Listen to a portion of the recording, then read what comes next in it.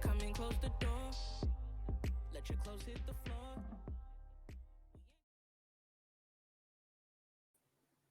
Hello, hello, hello, hello.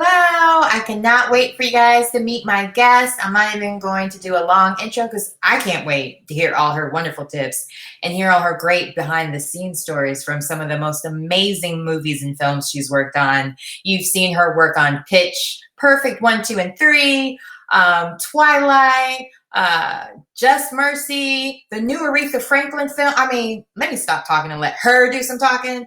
So I cannot wait for you guys to meet my new friend and birthday twin. Well, not birthday twin, birthplace twin. Andrea Mona Bowman. Sorry, my cousin's name is Andrea. So I'm going to make that mistake every once in a while. So bear with me because it's Mona. We'll just go with Mona. Hey girl, hey, welcome to the show. I'm so excited to have you. I'm so excited to be here. Well, now you've had a really extensive career working in hair and working in films and so on, and so many people are still stuck home. I would love your advice on, or not advice, I would love to hear how you started in the beauty industry, and then we'll go to the film. Okay. Well, my name is Andrea Bowman. My nickname is Mona. I'm from Shreveport, Louisiana. I'm 26 years in the hair in the industry. I'm a 13-year film hair designer in the film and TV industry. I started doing hair as a hobby, I would say. My cousin got a bad haircut, and for some odd reason, I felt like I was obligated to fix it for her because she was so hurt and she had lost so much hair. And I always was able to paint and draw and all those other things. And when I seen the haircut of the picture, I knew I could do it. And I cut her hair, and that haircut led to my sister's haircut. I did hair all the way through high school for my friends for prom, all the way through college. And when life met me, I think I was 20 years old after having my second son. After my second year in college studying biology, I realized that I could not afford to go to school another 4 years. And my cousin that was a good braider, she said, Mona, let's go to beauty school. And I was like, what? So she was the type that really didn't have a lot of motivation. And I'm that girl. I love to motivate and educate and pump up people, not worrying about myself, but I was worried about her. And we ended up going to the beauty school. And I'm sitting there listening, like trying to figure out my life. And the lady said, lady, you know you can make up to $100,000 a year. I said, doing hair? I said, okay, hold up. I said, what do I sign up at? Look, that's amazing.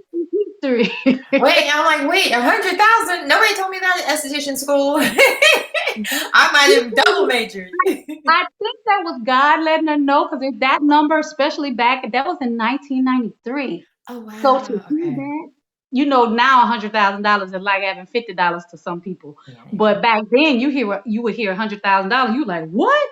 Right. And so when she said that, it got my attention, and I stayed in school and I pushed through, and one thing led to another. But I was always taught by my mother to train. Whatever you decided to do, just train. And that was my ticket out of the project. So I took it. I trained. I went to classes. I still do classes myself, and I train people with classes because I feel like education is the key. It really is. Education is freedom. So, and the more you know, the more you can grow, is what my father always tells me. So how did you get on your first film? Or, well, how many years did you work? You said you worked in the salon for like 8 years. Is that right? I heard 8 and 13. I did 20 total. 20, okay. But I did film and TV the same, because when Hurricane Katrina hit, it knocked the film industry from New Orleans up north to Shreveport. And when it came up, everybody in the city was working, and they had Kevin Costner had a movie that came next door to us. And I was like, and I had a cousin that was doing like little low budget stuff for like Master P and them, all that stuff had happened. And I remember her. So you're about it. Just kidding. hell, baby, you already know. Doing those little smaller films, and I asked her, I was like, how much you make? And she was like, not that much. I was like, girl, I would like to do it, but my haircuts are $65. If I can't make at least $65 an hour, I don't know if I can do this. And I told her that day, and it was on a Thanksgiving day, and I told her, let's stay in an agreement. I said, if it's meant for me and you to do these films on another level, we're going to agree now. I said, but I got to meet or beat with a level of money that I'm at. And if I tell you that was Thanksgiving, she called me about a pilot that they was trying to shoot in New Orleans with Keisha Knight Pulliam and all those people, but it was a low budget situation. But I was like, you know what? I just need to get out of Shreveport, and I took it. And those 2 days was like the most amazing days. I said, you know what, God, I can really do this. Push forward. That was Christmas. Here come Easter Sunday. I had called my pastor when I was going to do the gig in New Orleans, and he and my mentor from my church, I never called him and told him when I was on the road, but that particular time I did. So push forward to Easter. Here come a sunrise service. We finished, and our church family is really tight. Okay. And so we all meet on my pastor's house to eat and all that kind of stuff. But I wouldn't have it. And I was tired. I had been up all day, and I was just like, I'm chilling. So on my way home, I get this call from his wife, and she was like, hey, Mona, Pastor wants you to come over. He wants you to meet somebody. And I was like, me who? He was like, this guy here that's working in the film industry, and he said he needs some good people in Shreveport. He got a couple movies coming. And I was like, okay, thank you, and I'll be up there. But I'm still saying I'm tired. And this is how you know stuff is in divine order. Because my middle son was in the car with me, and I'm the type of mother that I practice what I preach. I always told them never back down to an opportunity because it may only come once. So as soon as I got off the phone, I hung it up and I was like, I ain't thinking about Pastor. I ain't going over their house. I'm tired. And he looked at me and said, Ma, aren't you the one that talk about one opportunity? You just never know. I was like this. And then he was so low down, and he gonna say, but take me home though, because he has to see me, because I'm gonna go get my name. So I dropped him off and drove up there, and come to find out, my pastor's wife's sister had been an extra on a movie, and she invited the department head, which is the person that hires and fires on in the hair department. And she invited the guy over, and he came, and he was sitting there telling my pastor and her about he has this big movie that's coming, and he needs some good hairstylists that know how to use Marcel. And my pastor was like, I got the best in my church. I'm going to get over here. And I came in, talked to him, and it was the iconic Ken Walker. He passed last year, but if I tell you, he is one of the if you get a chance, y'all Google Ken Walker. Yeah, Ken I think Walker I've worked with him before. Yeah, Ken Walker opened up the door for a lot of people. He is that dude. And he talked to me for 15 minutes, and he said, Mona, you know what? He said, you the one. He said, I know it. He said, sometimes you just know. He said, I know you the one. And the rest is history. He gave me the shot. And I remember calling him. He was like, if you don't hear from me in like by the time April 1st come, just keep calling. And I was just like, okay, maybe he's just telling me this to eat my pastor and food. He's just trying to be nice. Yeah. But I called, and I didn't realize, because I had never been on set, how we can't have the phones on. You have to text, all that kind of stuff, how that works. And I didn't understand it. But I told myself, if he didn't pick up that third ring, that was a wrap for me, because I wasn't begging. Okay. And the third time that I called him, he ended up going straight to his voicemail. And I said, you know what, God? I said, see, I did all that for nothing. Yeah. And when I hung up the phone, I got a voicemail beep. And when I beeped, he was calling me at the same time. Oh, wow. See, when things are meant for you, they are meant for you. They are meant. But you gotta take that step. Yes, and he called me, and he was like, hey, Mona, I was just trying to see if you're still interested in the show. And I was like, yeah, I'm excited. And I had like 50 clients waiting on me. He was like, because I have another show that I'm doing here. And since you hadn't done it, I want to get your feet wet on this one, and then the other one is you can come over there with me. And I was like, okay, thank you. I hung up the phone. I was like, Lord, I got 50 clients. How am I gonna push all these people? But what was so ironic, all my clients used to always call me Hollywood anyway, because I was one of the few that would do sew-ins and long weave and stuff like that. So they always, yeah, you Hollywood girl, you gonna be in Hollywood. I'm like, okay, yeah, pay me my money, it's cute.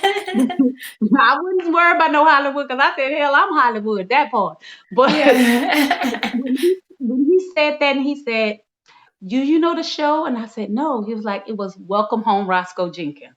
Oh, So wow. With Ice Cube. My first show that I walked and set foot on as a day player.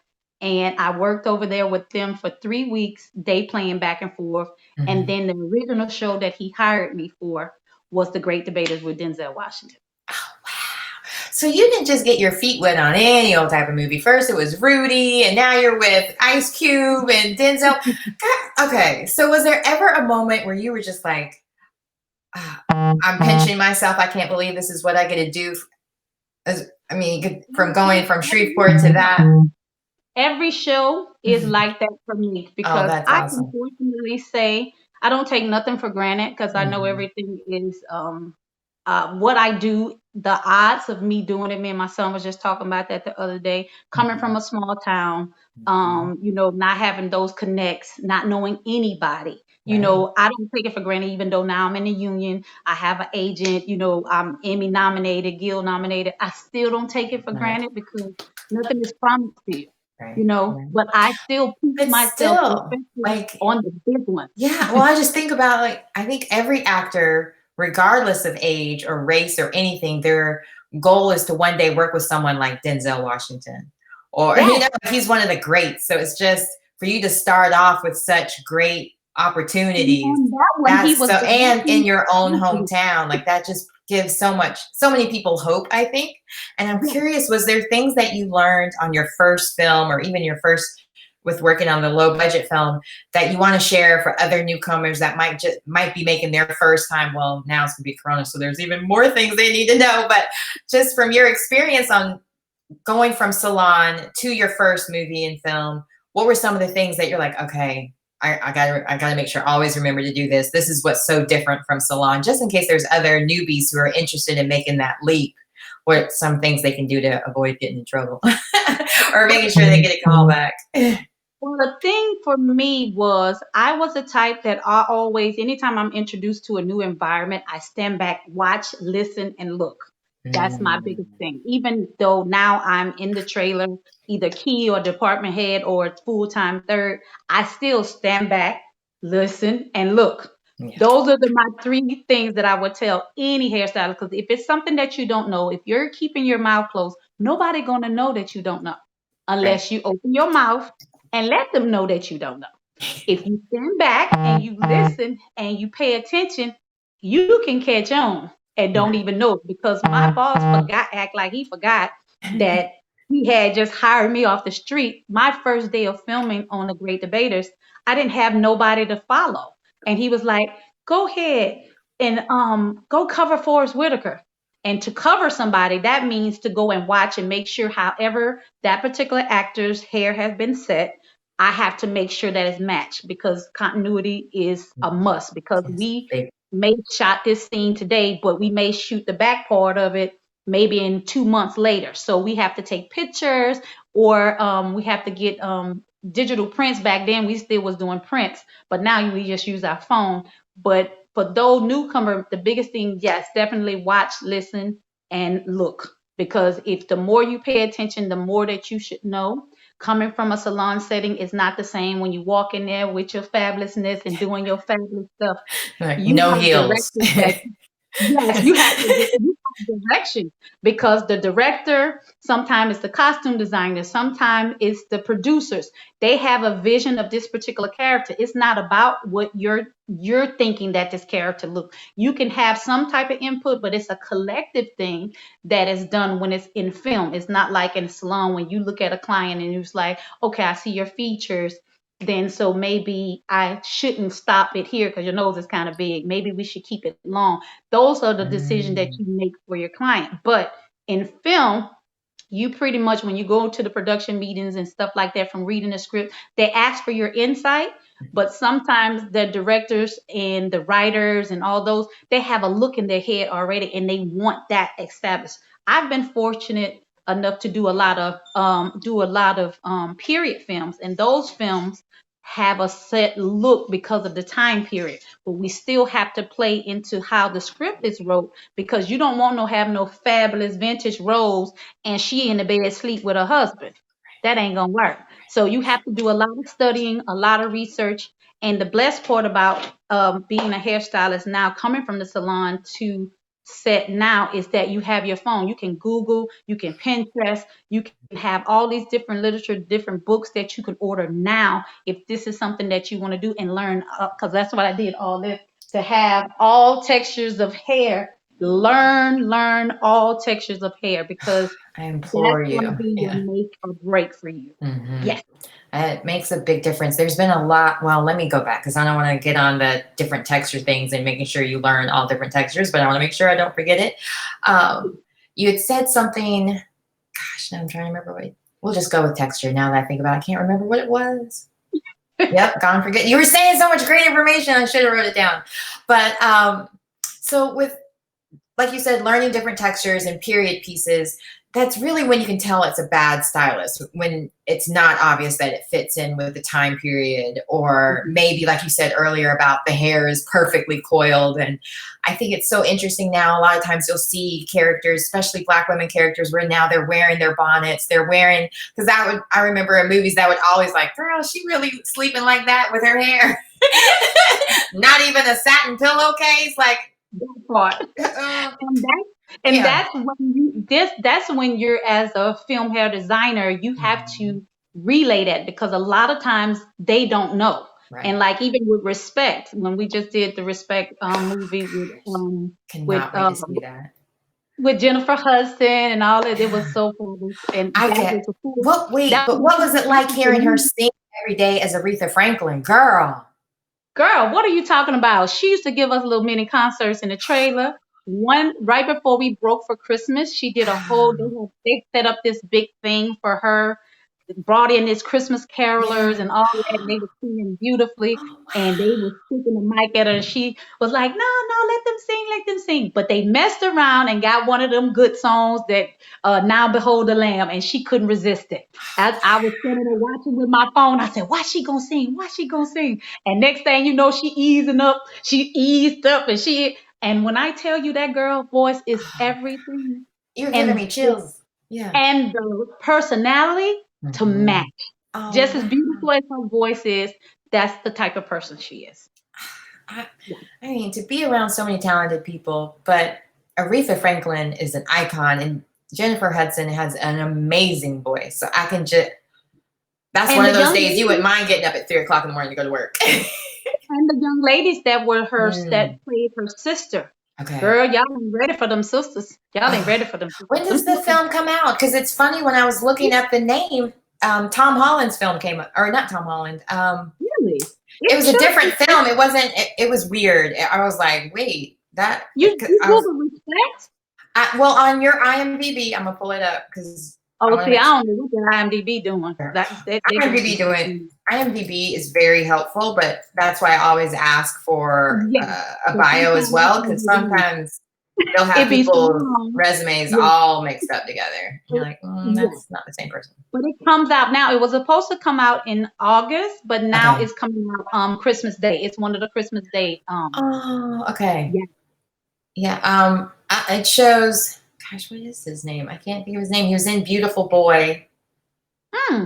He plays Billy Idol. So I was like, oh, that's not the same Respect. But then when you scroll down, you can see it is Aretha Franklin and Jennifer Hudson. Oh, and Marlon Wayans. I forgot he was in it. This is going to be so good. He plays her first husband. I'm going to show. And y'all not going to be ready for Marlon either. Marlon giving real grown man in this. Wait, let's see if I can pull it up. My husband was a pimp. Oh, I didn't know that. I know a lot of people didn't. I didn't know until I started researching. I didn't even know that her dad, after being in the Black Baptist church all these years, hearing my pastor refer to C.L. Franklin, I didn't put it together that was her dad. Oh, That's her. wow. I was like, what? And then all the iconic people that we had to mimic, because it was some scenes in the show that we actually did concert scenes Mm-hmm. that actually she did one that they did in Paris, one of her big ones that she did the actual song Respect. Y'all gonna love it. It's when I tell you it's shot well, it looks well, the props.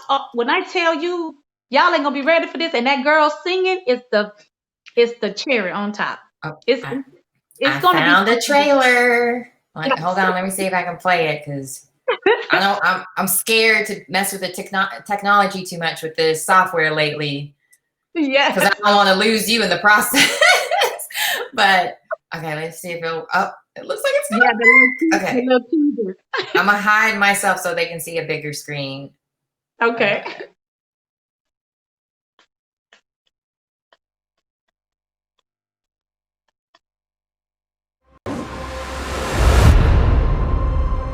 What you, baby, I got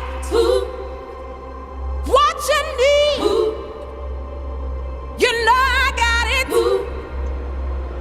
All I'm asking is for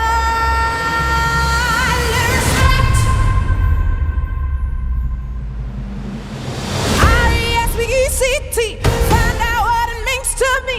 R-E-S-P-E-C-T. Take care, T-C-B. I'm not ready. I'm not ready. I am so not ready. I was dancing in the background. I can't Yeah, wait. I was the key hairstylist on there. My department head was Lawrence Davis, the legendary Lawrence Davis. He has been with Jennifer. He was the one that gave Jennifer on Hairspray, did that great big coof, and he was Okay. yeah, he does Jennifer. He did Jennifer, Marlon, and C.L. Franklin, which Okay. is for the Forrest Whitaker, and that was a full circle for me. I love Forrest Whitaker. I hadn't seen him since The Great Debater, so it was a Okay. full circle with him for me. I worked with Forrest Whitaker. The first role, I guess, I ever really got. No, second. I forgot. Second was with Forrest Whitaker. My dad was the assistant director for the movie Strapped. And Okay. I was there every day, like just learning from different trailers and hanging out because that's what you do when you're a film kid. And Yeah. they wanted to do a scene about a girl who's bullied and needed to buy a gun because Strapped was about cops Yeah. selling guns back to the neighborhood. I remember And that. so I was the girl that went and bought the gun. And so I had to audition for him in the middle of, I think we were in Bronx or Brooklyn, in the middle of the street, unknowing I'm getting ready to audition. So I was like, of my course. goodness. And funny enough, this is when I still had a German accent because I didn't move to America until I was like 13 or so. Well, I was born here, Air Force brat, moved over there. Anyway, long story short, they ended up dubbing over me, but I gave great face. Yeah, but even still, I love Forrest Whitaker and that movie he's doing, American Gangster. Not American Yeah, Gangster. I love The American Godfather of Harlem. Yes, That's the that one. good. American I love Gangster is Denzel Washington. You got me on the Denzel Washington trip now, but Yeah. you've worked with like And I did Fences with Denzel too. I've done I did Fences with them as well. so I would being an actor, I would be very dumb not to at least ask this. What are some of the things you noticed from some of the actors you worked with that would be good tips for newcoming actors, or maybe not so much in acting, but just like as far as taking care of themselves with their hair or face or skin? Like, what are some of the things that you noticed that Water. maybe? Okay, you're the second one to say that. Okay. Water is the key element to your skin, your hair, your nails, your brain, cognitive, all that. It's water. You have to put that water in. And most of us, we probably drink in a day's time, I would say a fourth of what we should drink.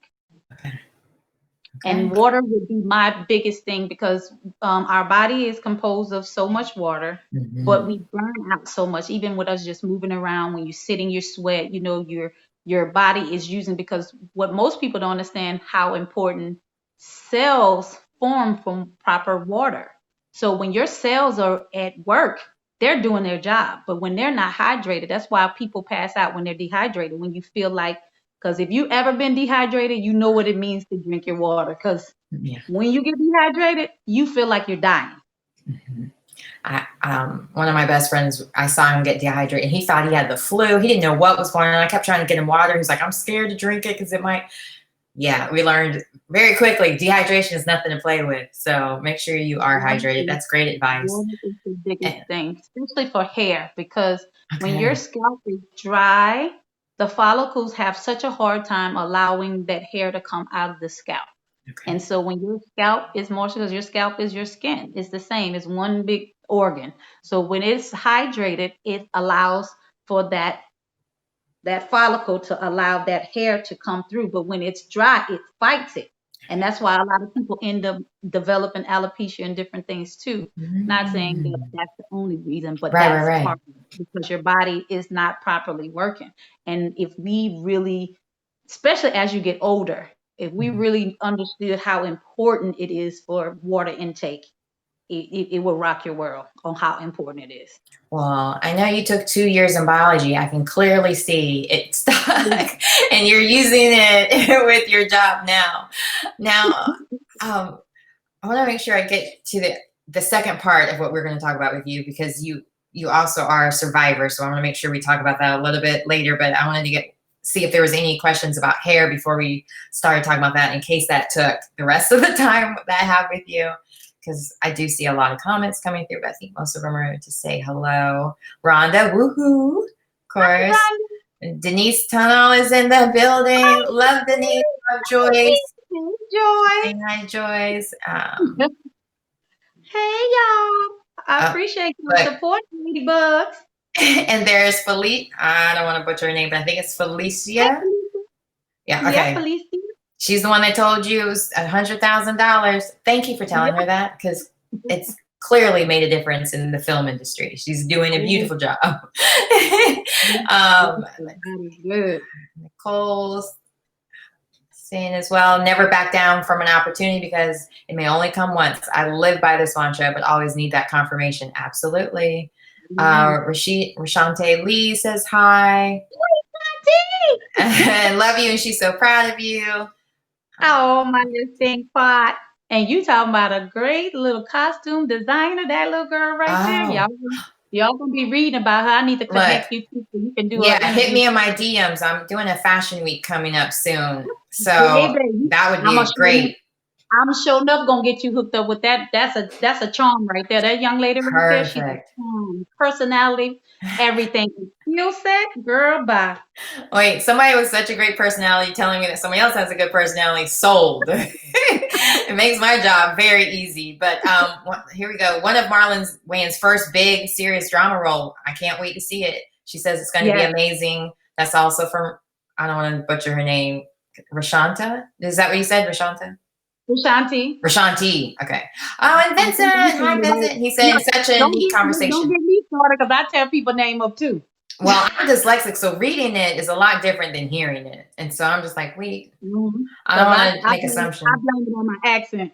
Well, I know that you're from Louisiana, and there's a lot of times there's a very large French influence on names. And at the time, when I was born there, it was Hispanic was the thing. Yeah, North Louisiana is more Texan, so they consider us a little more country. But Southern have that, yeah, y'all, yeah, baby, all that right there. But I got a little twang because my family is from the top to the bottom, so I was influenced by all of it. Oh, nice, yeah. See, they're saying you need to go for another Oscar. You're going for another Oscar nomination. Claim it. I will receive it. Don't forget to flip out us little people. You're like, girl, I just met you. Of course. My people are my people. It don't matter. Ugly. I'm from a little city. I'll never forget that. That's my favorite. Oh, that's awesome. I love the underdog to come up on top. And that's why I live the way I live, even the things that I post and try to give back, because I like to inspire people, because a lot of times, because I wanted to be an actress when that was my passion. And when I had my son very young, at 17, I buried all my dreams. And I used to laugh when people would say I was Hollywood, because I was like, oh, I always want to be on the screen. I want to go to New York. I want to perform. I want to be a dancer. I want to do this. I just want to do that.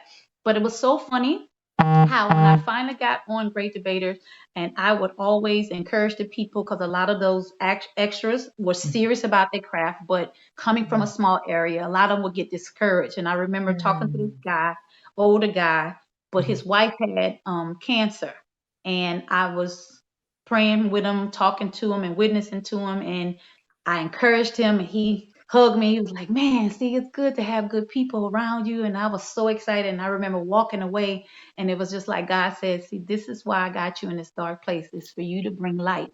And the young lady that I was talking to before, she said, "Sometimes God brings you through the back to get you to the front." And then when I started getting roles in the shows that I was doing, I got tickled. I was like, "God, you're so funny. You're funny." You're like, you got me good. What is the saying? You make plans, or you make plans and God laughs, or something like that. Yeah. Right? Yeah. Him because I'll be like, "God, you are amazing. You're funny." Because the first time I got a major part was in the movie Get On Up with the James Brown movie. And me and this guy, we had a whole little dance scene and had to kiss and all that, even though they kept me in it, but they didn't keep my little cameo part in. It was so funny. But I remember I was doing hair, and 2 days before I got asked and requested by the director. See, it happens. Yeah, it happens. And I was fixing the wig, and it was all supposed to be all Caucasian. And it was this one jet black wig. And I was like, "Why is this jet black wig amongst all this blonde hair?" I was like, I can wear this thing, can fit me. I'll be cute in this thing. Girl, Sunday morning, I went to church. I was sitting there talking to Jill Scott. She had seen me because, Jill was in it. And Jill was sitting down at the sitting area. And she said, "Mona, where you just come from?" I said, "It just came from church." She said, "You from here?" I said, "No, any city that I work in, I make sure that I go worship on Sundays." I said, "But yeah, the church was good." And she was telling me about her life. Me and her had a little bonding moment. And I had told her about, I had wanted to be an actress too, because at that point she hadn't been doing like a lot of big stuff too. So we was encouraging each other. And when I told her that, I got the phone call from my department head saying that the director had requested for me to be in the scene. And she said, "Mona," and she said, "I'm going to make sure, I don't think I'm filming that day because it's all the other characters." She said, "But I'm going to make sure I'm there." And you know what? She kept her word, and she came. And that was one scene that we actually shot like 30 miles away from where our production office was. Oh, wow. When it was raining, she came, and she came to support me. I would never forget this.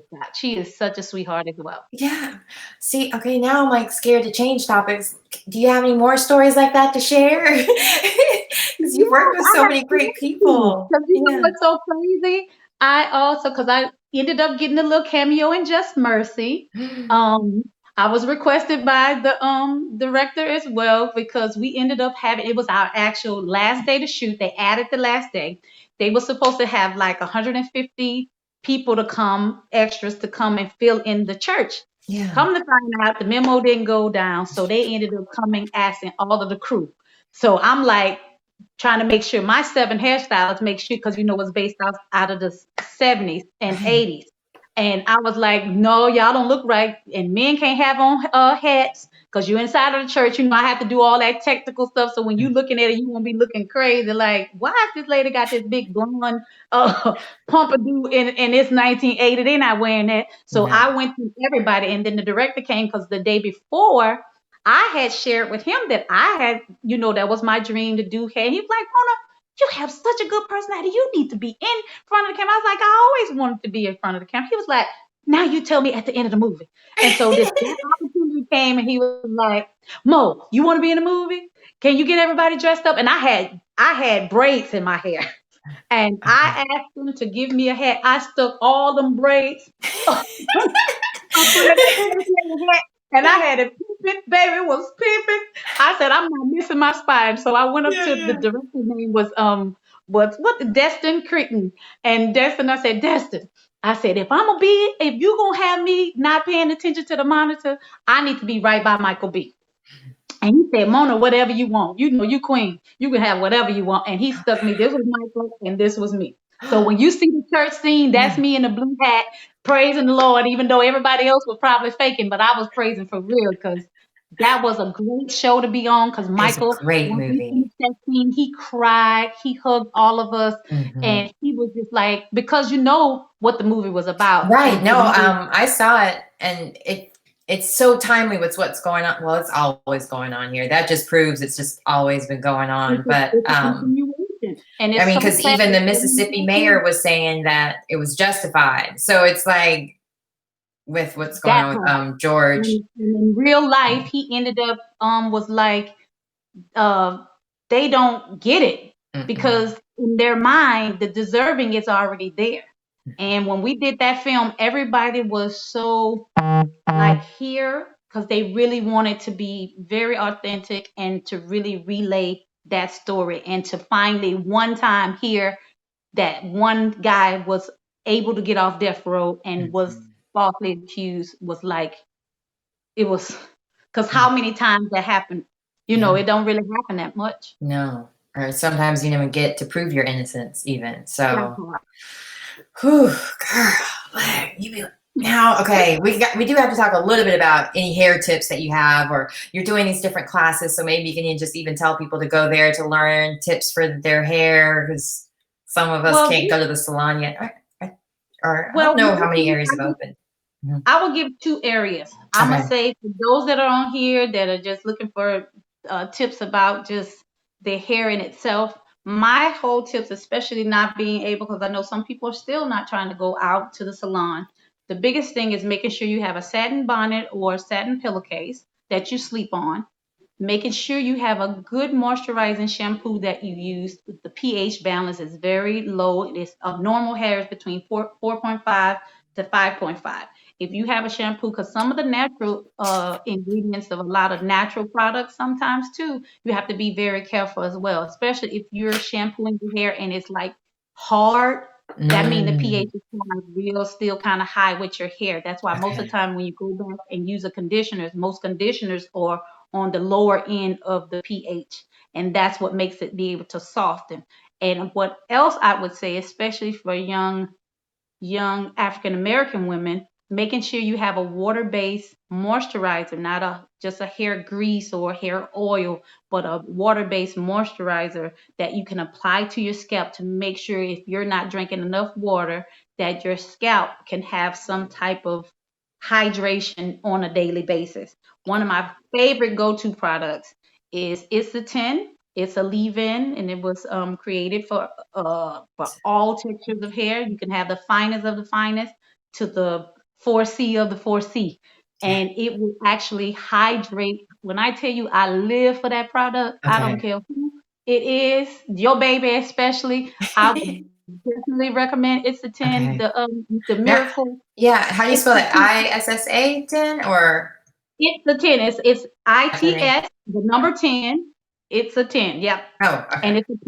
it's a purple bottle, and you Google it, it's gonna pop right on up. When I tell Oh, you I know what you're talking about. Because it's got the pink pump, but the purple yes, body and white writing. it's the I know best exactly what you're talking about. ingredient. Like, I'll pull up the When I bottle tell picture you, for everybody to. it will Uh, hydrate your scalp and your hair, even if you got the most horrible shampoo or conditioner, or you don't have access. That's one you can get up and definitely spray your ends, spray your roots, massage it. It dries in the hair because I don't like products that sit on the hair. That's why okay. I do some oil, but I don't do a lot of oil. I have like what I like is combo of things where Okay. I look at the picture of the hair. If you are 4C, I would definitely That's load it it. because most 4C hair is really tight, so that means the cuticle is tight. So you want to put the moisturizer on it. That's why I like the moisturizer because it's water based, and water will actually penetrate into the shaft. Sometimes oils just sit on top of the shaft, so that's why sometimes if you mess around and put a little too much, and then you be like, "Oh, I got to start over because now my hair is flat and it's looking crazy or it's looking greasy and oily." That's normally so you always have a regimen and pay attention to your hair. I recommend every 2 weeks for some. It just all depends. If you have shorter hair or very dry hair, I always try to do the leave-in more so of a daily situation and the Okay. moisturizer on your scalp Okay. than you shampooing it so much to where it gets back dry. Because sometimes people can't get their hair back balanced. I always ask my clients, I would tell them, make sure that you're writing down what you're doing to your hair, my cocktail hairstyle. I'm Yeah. not one to actually use everything in one particular product because sometimes I could have been exercising all this week and I have a lot of salt buildup from me sweating in my hair. So I want to be able to make sure that I put more hydration. So that week, I'm going to make sure that I use a moisturizing conditioner that I can put a bag on and allow it to penetrate, a deconditioner versus just a rinse out conditioner. Then there's time that I would just use the leave-in. It just all depends on what I'm going through and what I'm putting my hair through, especially like now when I put these extensions in, I've been using a lot of heat to flat iron the top. So when I take it out tomorrow, I'm going to make sure I definitely use a deep penetrating conditioner to leave on for about 30 minutes to make sure I hydrate my hair because I've been putting so much heat. And when you're doing heat, you always want, I recommend weekly conditioning for people that use a lot of heat. And the other part of it was, what was the other part you said? When is your classes? Oh, my classes. Well, my classes are really towards industry people, not as far as industry, as far as film and hair. It's for people that are freelancers and stuff like that, that do fashion shows and stuff like that, that are really professional artists that want to get their get more training. Because for me, like I really mostly 90% of my films been period films, so I have a love for period hair because it's structured hair, and I the look of it, it also changed and it tells a story, just like when we was talking about Just Mercy. So that's what I kind of fell in love with that, because if you see the right hair, the right costume, and the right prop, you will be like, oh, that's 1974. Just so people know, you worked on Underground, and that hair was amazing for period hair. Because I'm still sad that show ended so abruptly, because I was ready to see Mama's Revenge now that she had stopped using drugs and everything. And the young lady that wrote Underground, she wrote Lovecraft Country, which is coming on HBO in August.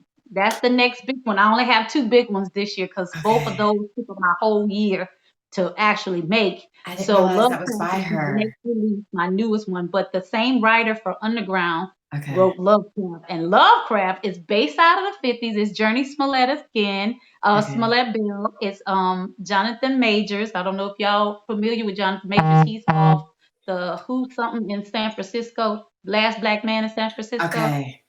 That young man that played he played his son or brother or something, but he's the lead in that. They have a trailer for it. I'm gonna try to pull it up while you talk about it. Keep going. No, keep going. Yes, they got what's his name? What's my boy name that played on The Wire? Oh God, Michael Simmons, Michael K. Simmons. No, yeah, Michael K. Yeah, they got Michael. Look, I knew his I knew his character name. Omar's coming. Dance is in it. It's gonna be it's and the thing about it, HBO. Yes, I did 3 HBOs back to back. I have never in my career did 3 episodics back to back, and I did True Detectives first. That's the one you were Emmy nominated for, right? Yes, I was Emmy nominated for that one, and that one was everywhere too, because we did like 7 different types of periods in that one, because it was based beginning out of the late 70s, 80s, 90s, 2000s. We did all kinds of stuff. Then I went to Just Mercy, and then that was based off the 70s and 80s. Then I went to Watchmen, which is the HBO. Another great one. Oh, and that ended very abruptly. I was not ready for the blue man to go away. Girl, but I'm so sad. And you know what's so sad? That they said that it may not come back. No, they already said it's not coming back. Like, that's the way it ends. And I was like, wait, what? No. She was supposed to get redemption. Exactly. And when she ate the egg and went on foot, I was like, at least let us know she stood on the water. They So as a fan, I was already a big fan of the comic book. So to got that call to actually come and play in the same department head I work with on Just Mercy, which is Lawrence Davis, he was the department head on that one as well.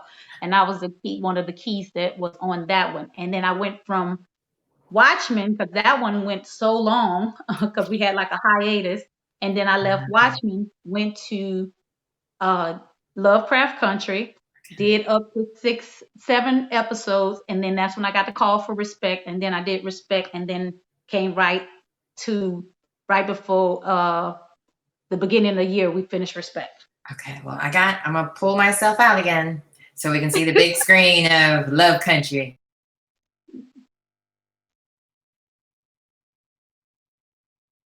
One, 2, 3. It's back. Getting reacquainted with old friends. Uncle George, the reason I'm back home, my father is gone missing. 1, 2, 3. He wrote me. The place he wants me to go is in Lovecraft Country.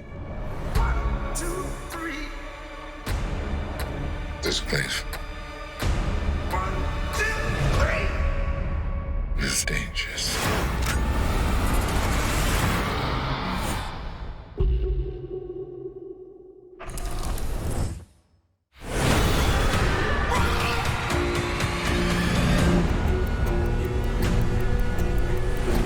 I thought the world was one way and found out it isn't.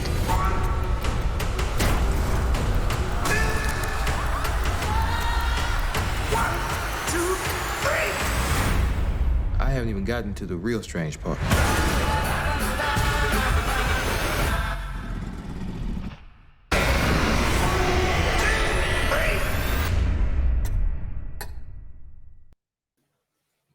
Oh, that looks good, and it's on HBO Max. I'm so excited. So you can stream it all at one time. That thing gonna take it to a whole nother, and that one was based out of the 50s, the whole show.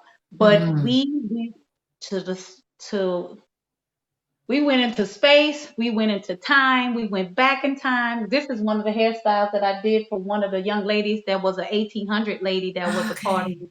I saw you show how to do that on your Instagram today. Time lapse.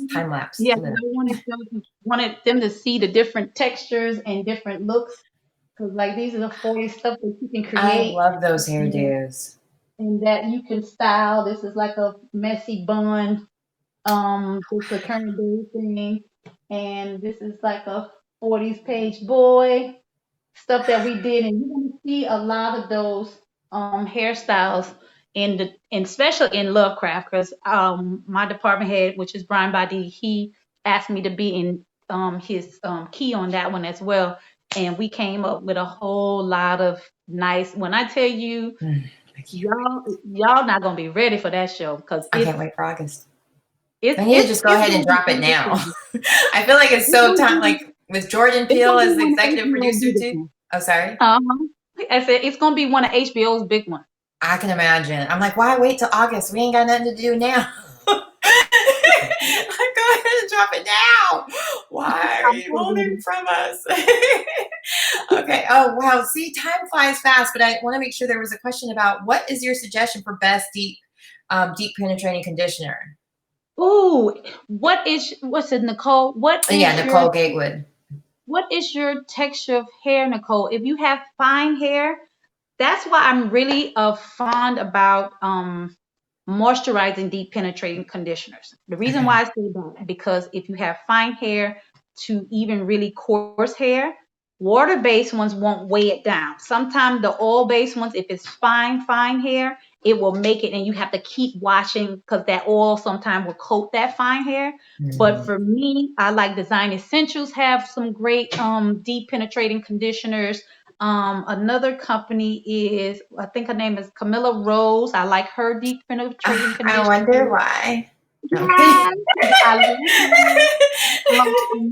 I know Old School, Affirm has a good one that is like crazy that you can get at Sally's, because I don't know your access to being able to purchase things too, because a lot of The Wire. She lives in Baltimore. Oh, okay, yeah. So those are some that I would recommend, but you definitely, anytime you're looking at a product, when you turn it, look at the ingredients, and the first ingredients will tell you what type of base it is. If it say water, then you in the right spot. Because as I am, That's the one I recommend for your scalp. Their double butter cream is one of the best. It's a little expensive because it's like $20 for a jar like this, but you don't need a lot. You just take a dime on your finger, wipe it, into the partings, and then massage it in your scalp. And you would definitely, I promise you, after using it a couple weeks, you would tell the difference in your hair. That's one of my go-tos as well. But just any type of water-based conditioner, to me, it will work. And especially if you have to sit under the dryer or leave it on at least 15 to 30 minutes, that means you're in the right direction. Is there ever, because I'm notorious for doing this, I'll just leave conditioner on for hours sometime, like work out. Can you over condition? Yes, you can. And there's a thing that's called instructions. If they instruct you for 20 or 30 or 40 or however many minutes, it's a reason, because you know what they do? They go to a lab and they test it. And that's why they put on the directions, because you one of them girls, because I will fuss at my... If it's longer, it's better. Well, I want my hair conditioned. I'm going to leave it on for 2 days. I'm like, boo. And then you wonder why when I come in and flat iron your hair, it's limp. You have really left it, because what it does once it get past the time that it's stated, what it would do, sometimes it will crystallize and it will coat that hair shaft. And that's when you get the limp hair, or your hair, your natural curl won't bounce back. It gives it weighs it. And sometimes it'll coat it. It all depends on the particular brand that you use. But I always recommend, I am a big junkie about people following directions, because even in our industry, we will give you directions to people and they're coming. I say up and to the side, and they're going to say up and to that side. And I'm like, did I say up and to that side? No, I said up and to that side. And the reason so, because the camera on that side, I need it over here. Oh, I didn't know, because I thought it looked better on that side. You didn't follow directions. Good to know. For you, Miss Camilla, please rinse your conditioner out. Those conditioners, Miss Nicole, that need to be stayed in, or leave-in conditioners. Those are the only ones. And what I suggest with leave-ins, make sure you make a mental note of how much you use when you use it. Because sometimes, that's why I love It's-A-10, because I know it goes into the hair shaft and it penetrates. Sometimes some leave-ins will coat the hair shaft too. And it's not that they're not good conditioners. Most of the time you use too much, because a lot of times, I don't know why, clients love to dip, and we beg watching influencers. Look, I'll go ahead and name call it out. Watching influencers. So I'll watch this influencer's hair video, and she's putting gobs of it in her hair. So here I am putting gobs in my daughter's hair because she's got curly hair. And I'm thinking, oh, well, that's what you do. And you go in sections and you make sure you don't coat it into where you pushing it out and you got so much conditioner that it's flopping. I know, because that's all you're doing now is wasting product, because only a certain amount going to go in, and then it's only going to be able to do what it does for that certain amount of time. Now we'll leave conditioning for day. Rhonda, so much more money. You too, Rhonda. I see your look. I had to post that so I wasn't alone. Look, I gotta go tell my daughter to rinse her hair too, because I do that. I'm like, girl, what happened is, so we're both allergic to coconut oil. Please purchase you some leave-in, because that. No, I do that too. Yes, and you do, oh goodness, ooh, yeah, you got a lot of going on. I need to fix. That's probably why her hair is so dry, because there's so much stuff already penetrating the shaft that it's not letting in the moisture and the oil and stuff or whatever. You definitely want to keep it. You want to keep it to where that it can breathe also, and where it can be able to mend itself back. Sometimes it'll be like that. That's when you see. And another thing is making sure you keep your hair trimmed. Making sure your ends are trimmed on a regular basis. Well, a lot of times have to do a video on how we can trim our own hair, because some people ain't going to salons. And I'm not trying to be like the girl with the bangs way up here. For the record, if you're thinking about cutting bangs, I'm your sign to don't do it. Don't do it. People try to trim their hair, because sometimes when it comes to, not layering it, or if you take too much, because in one move can change a whole look of a haircut. And a trim, because even some hairstylists that I've noticed, they don't really know how to trim either. And you will be shocked. That's why a lot of times people are so afraid to get their hair cut, because it's two things. Normally it's because somebody done waited too long. I went 7 months ago. Girl, 7 months. Come on now. I heard every season you should get it done. Girl, you should get your hair cut at no later than 2 months. You should get a trim. You should get a trim in 2 months. Because see, for me, I would trim and it's the dusting of the ends. Because just like you prune a tree, I like to prune my clients in, because when you're going back, putting that great conditioners, those leave-in, you want to try to keep that cuticle flat. When you see hair that is damaged, it looks like this under the microscope. And what conditioners go back and do is make it go back like that. And that's when you see smoothed and silked out hair. That's because the cuticle is happy. That hair is really happy hair. And that's why when you tell a person need a trim, when you get to the ends, it's like that. And you be standing behind them in line and you be like, girl, your hair ain't that long. Girl, go on, cut them ends. It would be such a difference, because, oh my God, sometimes I'll be in the store and I'll be like, I just wish I had some scissors and just can go behind them and just while they're standing, look, buying their oranges. And I just want to clip them ends, because it will make such a difference. Because I always would associate it with pruning, because when you prune a tree, normally when that tree grows back, what happens? It's bigger. Exactly. And that's what it is. And I always would tell my clients too, think of your hair being split like a pair of stockings with a ruin in it. If you don't fix it, it just keeps growing and growing and growing. And that's what it does to your hair shaft. When you see it's this much, you don't get it done. Next thing you know, it's here. Next thing you know, it's here. And you end up having to lose more hair and being mad at your stylist, because she was like, you say, okay, I'll go ahead and get a trim. And some stylists are not like me. I was the type that I will let you fake it till you make it. But you would have to promise me that you're going to allow me to get all of it off. So I won't take it off at one time, but I will wean you. But that means your hair is going to be at that length for that duration. You know what I'm saying? Right. So you won't have to go way up here because it didn't split up. But you will get at whatever you at. I will keep you there and keep you healthy until it grows out, and then we'll allow it to grow. Because when you continue to let it try to grow out, when people see, instead of you doing it here while it's there, you let it grow here, but now you have this much that's damaged. You feel me? What's the point? So it's better here and take that part off than here and take all that off. Yeah. It's the psychological thing, because I was told in school, don't ever, if they say take an inch off, take a half an inch. Because in most people's mind, they see bigger. So I will always say, exactly. Black women will freak out, girl. You nip their hair and they be like, girl, that's the end of the world. All my hair off. And girl, that hair was right. Girl, that hair was right there. And I cut that right there. Girl, calm down. Calm down, boo. So that needs to come off. Well, we do have one more question I want to make sure I get to.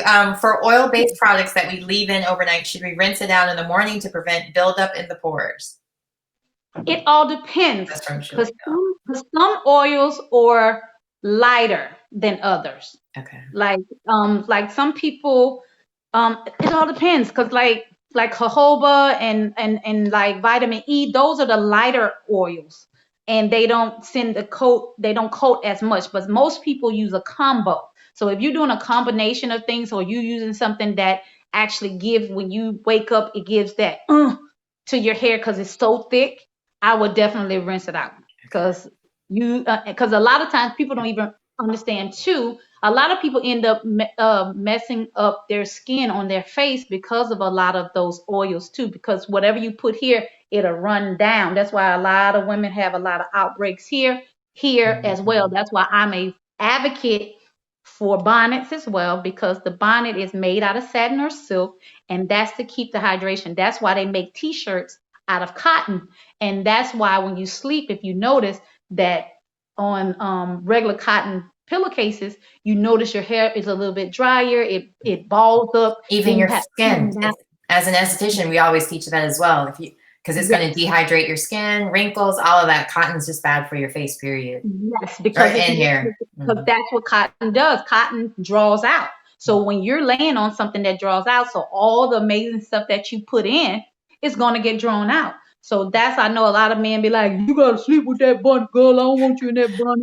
Look, they need to be sleeping on it too with their beard. Yeah, and that's why I try to school a lot of guys too, because they don't think they fall into that direction either. Because a lot of times, and I'm glad my boy asked that question, because a lot of times men don't even think they should moisturize their hair or their beards. That part is hair, and they don't think they supposed to condition. Duh, is hair. All those same things that you treat here is supposed to be treated here, but you have to do it as well. It's no different just because we're female that a male shouldn't go through. And that's why a lot of them end up developing other issues later on too, with their scalp and everything that could be avoided. Yeah. Very good point. See, now it's already 7 o'clock.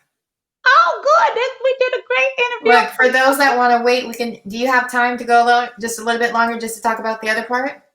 Yeah, that's fine. Okay. If you can hang out with us, we're just going to do like 5 more minutes, because I want to talk about, since you were a survivor of COVID-19, I want to talk about that, at least address it, because so many people are curious about it. And since you actually experienced it, might as well hear it from you. Let's start from the very beginning with it. How did you know that you had it? What symptoms did you have? What made you even want to go get tested for it? Well, my youngest son, he moved here with me maybe 6 months, and he was here, and everybody was saying, oh, it's a good opportunity to try to get a job, and he wants to be that proactive child that he is. And he went and got a job at this Walmart warehouse. But he's also 21, and all the misinformation of wear your mask, don't wear your mask, wear your mask, don't wear your mask, don't wear your gloves, don't wear do. So all that was going on, and then he's 21, and I'm steady telling him to wear a mask, but I don't think he did, because he's a little vain, that part. And I have one of those as a realized husband. how important it was until that actual scare came. He came, went to his interview on that Monday. By that Wednesday, he said he noticed something, but that Thursday he texted me from his room. He said, Ma, I think I just went in the kitchen and tasted some cayenne pepper, and I can't taste it or smell it. I was like, whoa. I jumped right up out the bed. I stayed in my room, and I texted him back. I said, oh, you need to go get tested, because that's one of the things. He's like, okay, I'm going to go get tested. So now I'm boo-hooing now, because I'm like, oh, my son, my baby, oh, what the hell is this? So he goes. He has to go by himself. And he ended up having to drive to Noonan. We're in Atlanta, Georgia, and they had to drive. Noonan is probably a good 35, 40 minutes away, and get tested. And so as he going to get tested, that night, I noticed a difference in my taste and smell. And my youngest son, he's a mama's boy, and he would come and hug me before he left out.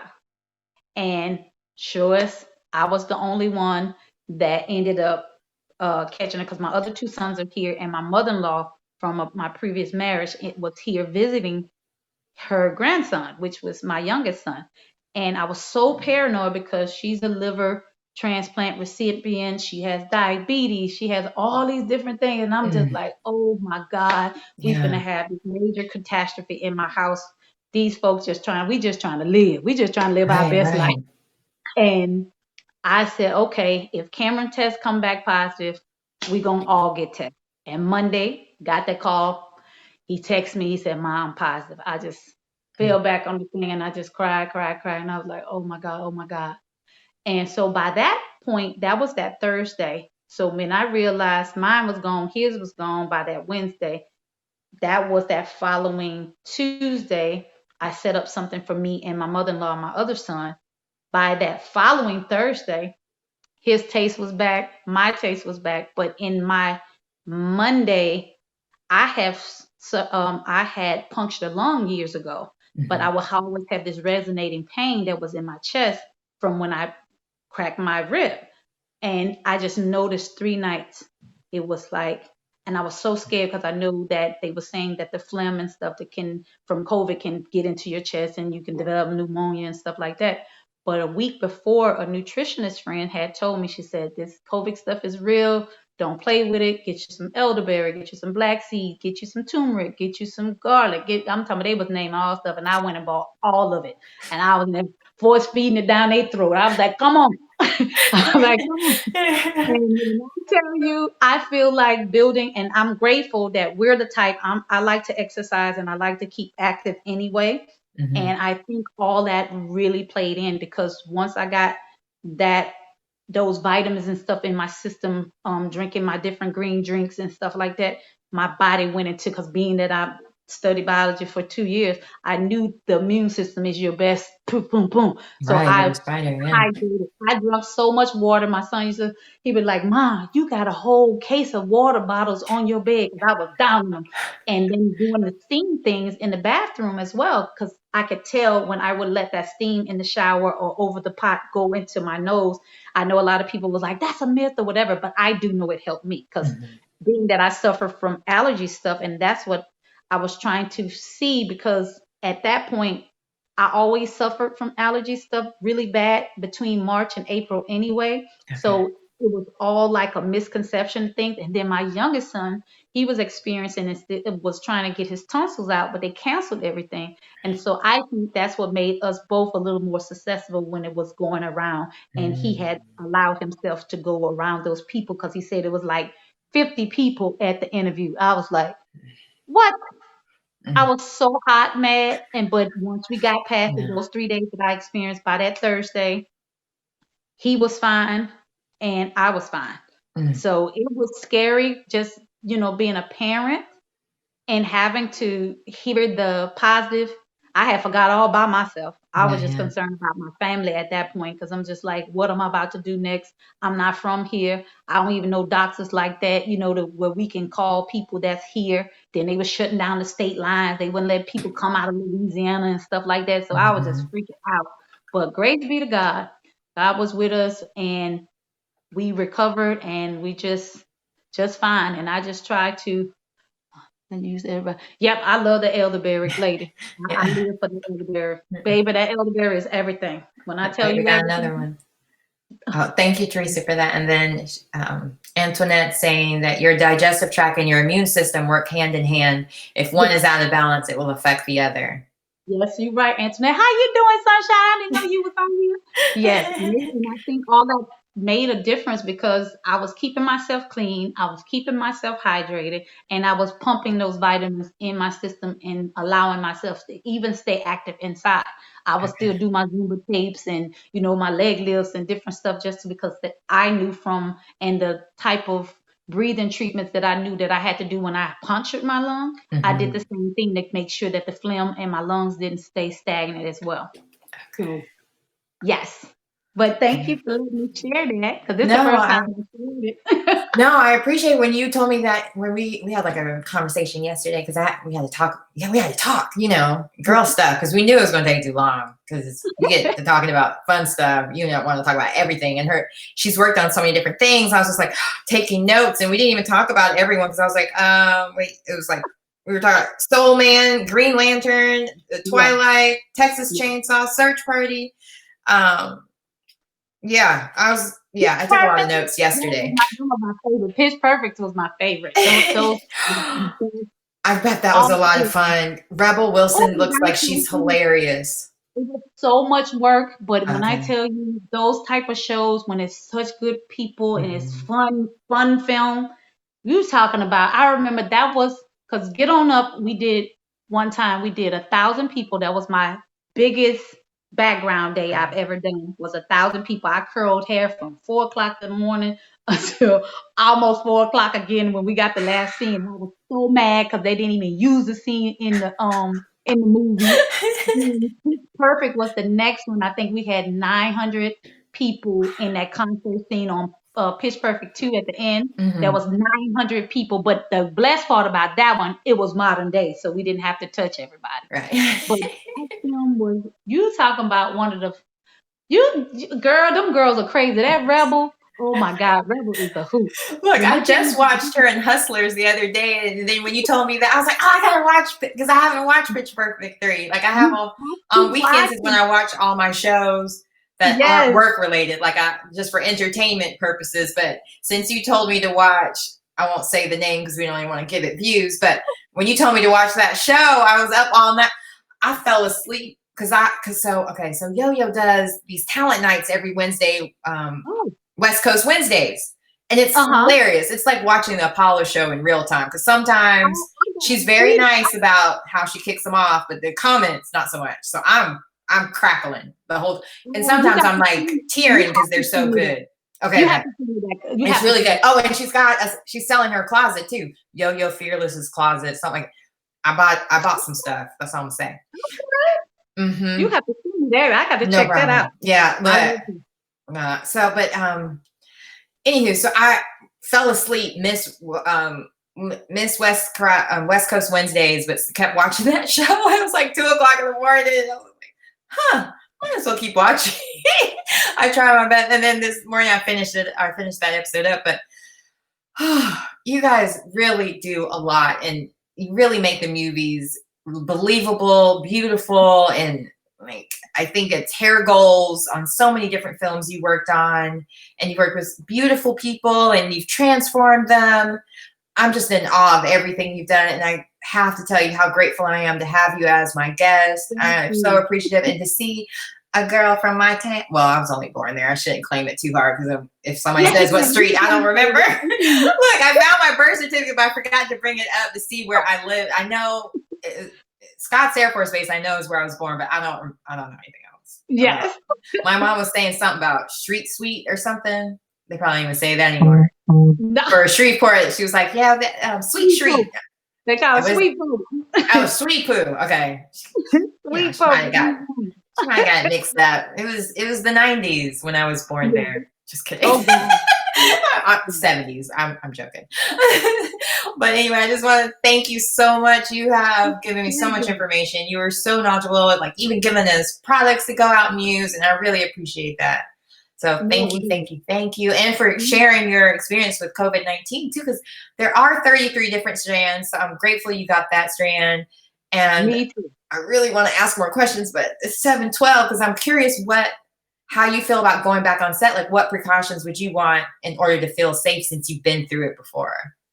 The things that they're implementing from what I've been reading in the different articles, because they're saying they're trying to get everything set up. I'm really liking what they're saying as towards the PPE equipment, making sure that we're covered. Because for me, being that the actors can't really wear a lot of stuff, I would love for us to be locked down for their safety and ours as well, and even the crew. And the different little things that I've read, I'm liking so far. I really am. I really am. From even the testing to making sure that we don't have, we're not working 18 hours no more, even though that's a downside on the pay side. But for no more golden hour, which is triple time. It wasn't really about the money situation for me, because for me, having a life and having time to be able to spend with my family or just by myself, it matters. So when you get to, for me, I always said a good 10 to 12. That's like, well, here's the thing. So many, because we know about what happened in Georgia with that poor girl getting hit by the train, and they started this whole organization. That was South Carolina. Oh, it was South Carolina. I don't know why I keep thinking it was Georgia. That's even closer to where I live. But it might have been Georgia. Yeah, I think it was Georgia. Sarah. My baby from she's from South Carolina. She was on here too. Look, you're gonna interview her soon, so she'll be able to give all that little gist. Yeah, for sure. Sarah Jones. But yes, that's what makes me nervous, is that guy, the director that was working, that got her killed and then also got your friend injured, he's still making movies. He's not making them in America, but it's that same type of thing that some of these people who can't afford to do all the PPE or the safety precautions, they're going to go to smaller towns and possibly try to get around the union laws and different things. And that's what makes me nervous. So I just want to make sure people have all the right information and protection. Exactly. But the thing of it is as well, what people have to stop doing is feeling obligated. And I know we all have to feed our family, but this is the thing, what I've learned and where I'm going to stand from here on out is, if you don't have the requirements and not meeting, I'm not going to be quiet. I'm going to tell. I'm that girl.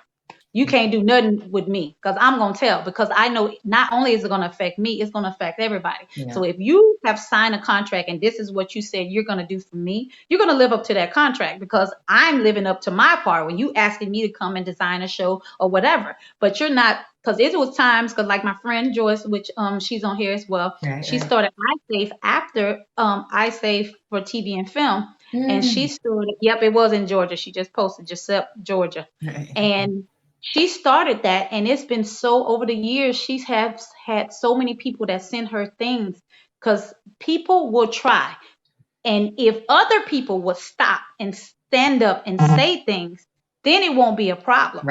Right. I feel like people bow down and allow themselves because they're scared to lose their job. They're scared but if everybody just say, look, boo. Well, that's the thing with unions too. You know, you guys have that collective voice, collective bargaining, and some of us work in right to work states where we don't have that option. But I was going to touch on with the shorter workday a lot. And I think I saw the statistic on Joyce's website, or I read on so many different places. I'm not sure. So I just want to give her credit in case it was on her website. Because my dad has always mentioned this as well, and it makes me nervous. Those long work weeks or long work days and the drive home, that's the part that can be the least or the worst part of the job, is because a lot of times I'm working out of state, out of town, and it's a 3-hour, 6-hour drive back home, and it's a 17-hour workday or a 10-hour workday, and now I got to drive 4 or 6 hours to get back home. So I'm glad they're doing the shorter work days, and that's because it was really dangerous. Everybody that I talked to, I said the same thing, because when I worked on Underground season 1, we had to drive an hour out of the city, an hour back. We would shoot at least nothing under 16 hours. I remember one time, and it scared me so bad, that I remember pulling out of base camp, and when I woke up in my mind, I was at the light at my hotel. That whole hour had been, I don't even remember. That happens, and that's all the time. You know what? Yeah, I'm not doing this no more. Yeah, I was watching the Defiant ones, and the DOC, he fell asleep on the Highway 10 or 4 or 5. He survived, but he couldn't rap anymore because it killed his throat. And that's why I was like, I'm kind of glad about this whole shorter work day. I think I'm good staying home, doing my talk show from here, voiceover work when it happens. Exactly. I'll learn how to budget, because half of the stuff we buy, we don't need anyway. Girl, bye. Look, learn that real quick. Did we learn that with clothes? Yep, only need clothes from here up. Just kidding. I miss dressing up but yeah. Well, anyway, I just wanted to make sure we did get all of those great things that we were talking about yesterday and today as well at some point. So sorry it went a little bit long, and thank you guys for staying with us, and definitely thank you for taking the time to speak with me and speak to the audience as well. I really appreciate everything you shared. You were so transparent and so much fun. Can't wait to talk to you again. Yes, thank you. Good night. Thank you so much. Can't wait to see all your stuff coming up. All right. Yes. Y'all tune in. Thank you. All right, thank you. Bye-bye. I don't know why I do that. Like, we're on the phone again. I'm like, bye. Well, anyway, that was Andrea Mona Bowman. Please follow her on Instagram. She's easy to catch. It's the same name. Facebook, everywhere. You can catch her there. She's amazing. And we ain't going to talk about the things she's got coming up that she's doing herself. So just go ahead and follow her on all platforms. You'll love her. She has so much great information. Tomorrow, I will have on Tamika Harden, who is also a coronavirus survivor and a personal trainer. I've been doing this all week and still saying physical therapist instead of personal trainer. She's a personal trainer. And I have Dr. Lane Rolling on as well, who is a virologist. He's a biologist. Basically, he studies pandemics, and he's a doctor. He's on the COVID-19 task force. I'm going to have him on as well tomorrow. You saw him go viral with his daughter, Jordan Rolling, who works for Billboard. And they did a Q&A where he was talking about the different things that we can do to protect ourselves. And so he'll be on tomorrow answering questions. So give us some information, and then he'll just be here just to answer questions. So make sure you tune in tomorrow. If you have any questions, please, please, please, please, please share with your friends, share with your families. We're all in this together separately, and we need to make sure that we're all collectively being as safe and careful as we can so we can hurry up and beat this pandemic and move on to a normal that is good for everyone, not just the economy. Anyway, thank you so much for joining me. This is the E-Spot with Camille. I'm your host, Camille Cower, and I'll see you again tomorrow at 6 o'clock. Thanks for tuning in. Awkward bye time.